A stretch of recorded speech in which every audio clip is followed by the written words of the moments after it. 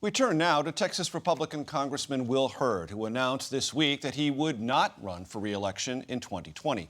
He is the 8th House Republican this year to announce they're leaving elected office. And he joins us this morning from San Antonio. Congressman Hurd, good morning. I know you know El Paso well. Your district is right adjoining to it. I think you have some familiarity with this Walmart where this massacre occurred. A couple of questions. What have you heard from there? Are you going to El Paso to join the vigil tonight and catch up with your former member of Congress, road trip mate, Beto O'Rourke? Well, first off, thanks for your coverage of this tragedy. And for any of your folks watching this broadcast, if you live in Texas, if you live in Ohio, if you live in New Mexico, go donate blood.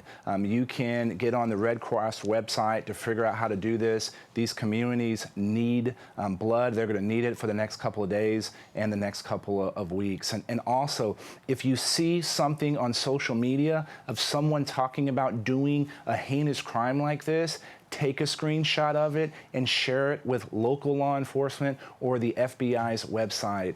We can all be vigilant to seeing this kind of hate and this kind of rhetoric and make sure law enforcement has the tools they need or the information in order to do something about it. But El Paso is a resilient community.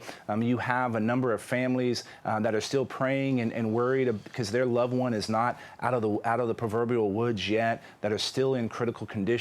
You know, the youngest person that is injured was 2 years old. The baby's mother was killed. She was only 25 years old. You know, you have people that are in their 80s that are going through, that are still in hospitals as well. And so this is a trying time, not just for El Paso, but the rest of the country. Is this a national moment where the federal legislature should be involved? Do you expect anything to happen over this August recess, or do you expect just 5 weeks of silence from Washington? Well, the House Representatives have passed a background piece of legislation. I was actually one of 8 Republicans that joined in that. We should be preventing from putting guns in the hands of people that shouldn't have them. That's pretty straightforward and simple. But there's other things that we should be looking at as well. Why does a young man from the suburbs think this is the way that he should do something? That is a trend that we've seen so many times. I've learned in working with local law enforcement and federal law enforcement over the last couple of days on this issue that federal law enforcement is prevented from searching social media websites, the public-facing stuff about particular threats. That's something that you don't need legislation to fix. When you look at the sequence of this attack in El Paso and eventually in Ohio, is there information sharing that could be improved between the federal government and local law enforcement? Does private security in these facilities have the training to do suspicious activity reports? If they are doing suspicious activity reports, where does that information go? How are these folks ultimately getting radicalized? The FBI is going to do their review. Law enforcement is going to do their review. This is an act of terrorism. Terrorism is an act where you use violence against civilians for a political end. And initial indications suggest that this is based on race and hatred, which would be white nationalist terrorism. Why are people being radicalized? You can go back. This shooter is in custody. We're going to be able to learn a lot from him. Right. There was the shooting in Charleston a number of years ago. That killer learned, he was doing web searches on Trayvon Martin and went down the rabbit hole of white nationalism and racism and was self-radicalized. These are some of the issues that we're going to have to review. And yes, Congress has a role. So does civil society. So does the media.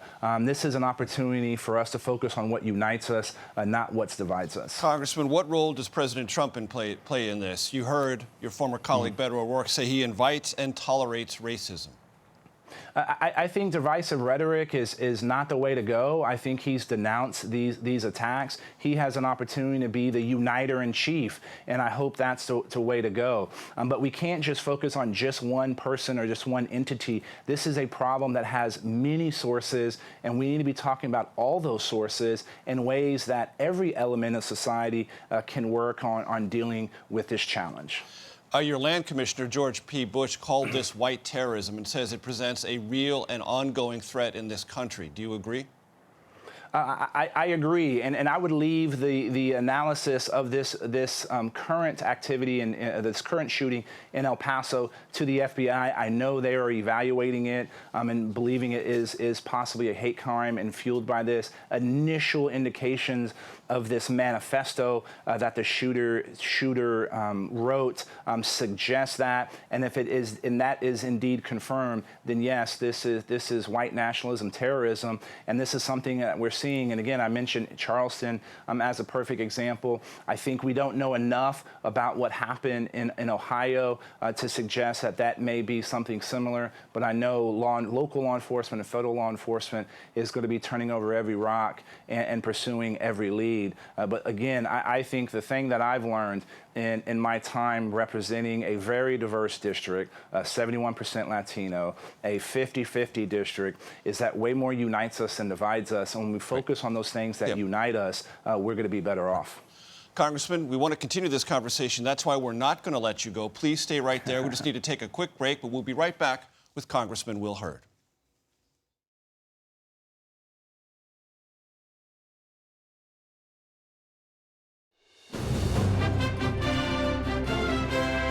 Welcome back to Face the Nation and more with Texas Republican Will Hurd.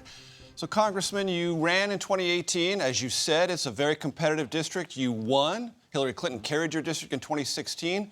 Why not run in 2020? Are you afraid of the effect that President Trump will have on those prospects? No, I'm interested in helping other candidates like me. I think I want to see a Republican Party that has more folks that look and sound and operate like I do. I think it's an opportunity for me to help phenomenal candidates like Wesley Hunt down in Houston, Texas. He cares about his country, served his country in the military, has a beautiful young family, worked in the private sector, and wants to continue to serve. Congressman, you know yes, the way to do that is to stay, to raise money, to campaign alongside and say, he's joining me, not I'm leaving, and he needs to replace me.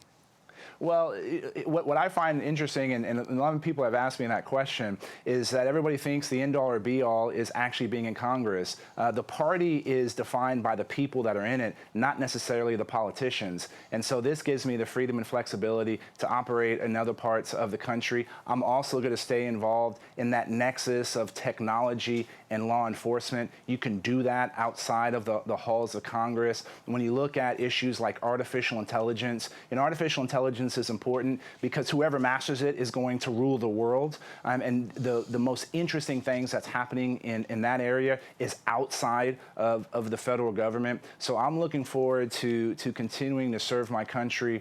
I left a job as an undercover officer in the CIA, a job I loved. I got to be the guy in the back alleys at 4 o'clock in the morning collecting on intelligence on threats to our homeland. I left that job in order to help the national security community in a different way by bringing my skills to Congress, and I'm going to be leaving the halls of Congress to help our country in a different way as well.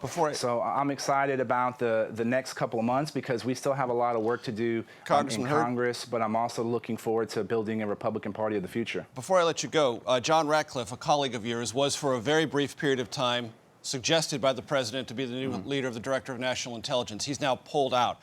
How concerned were you about that potential nomination itself?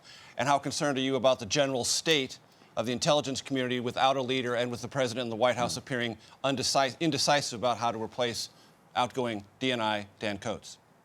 Well, John Ratcliffe is my friend. John Ratcliffe is someone that I've been able to talk to in our time on the House Permanent Select Committee on Intelligence. He has an ability to digest vast amounts of information, which is a skill set that's needed within the DNI. And I'm sorry that this thing turned out the way it did. I think Sue Gordon, as an acting director of national intelligence, is an excellent choice. I've had the opportunity to work with her in the different roles she has played in national security. But this position of Director of National Intelligence has a lot of challenges. The existential threat that China is playing to us, dealing with disinformation and how the Russians were trying to influence our elections, and of course, continuing to deal with terrorism overseas and abroad. Congressman Hurd, thank you very much, and thank you for staying for that extra segment. I want to let our audience know that law enforcement sources tell CBS News the Dayton shooter has been identified as Connor Betts, 24-year-old from Bellbrook, Ohio. Police are searching his home presently. Thank you for being with us, Congressman Hurd. As I said,